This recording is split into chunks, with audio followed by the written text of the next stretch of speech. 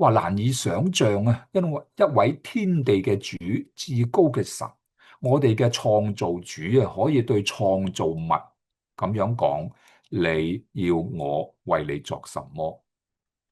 我哋不配，係咪？但係神話你要我為你作什麼？我就喺度就學呢一個嘅瞎子啦，就話我要能看見，係唔係單單瞎子能夠看見咁簡單呢？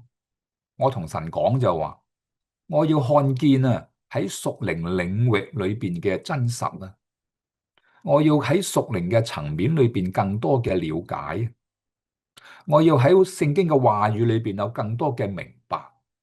而兩句嘅聖經舊約新約喺我同一日，今日係六四六四，你會知道啊，六四死好多人啦但係問題就話，我哋今日喺屬靈層面裏邊，神話你要我為你作什麼？嗱，仲有好多內容嘅，因為喺馬太、馬可、路加三次啊，最少三次都提及咧。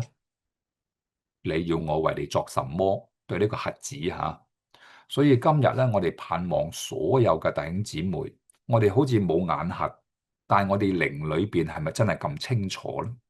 求神俾我哋有清楚嘅目標方向，睇得明白，睇得清楚，然後就喺神面前求啦。嗱，其實仲有一次咧，係你要我為你們作什麼嘅噃因為我哋睇到喺馬可福音第十章36節啦，馬可福音第十章36節有兩個門徒問耶穌咁咧就問乜嘢啦？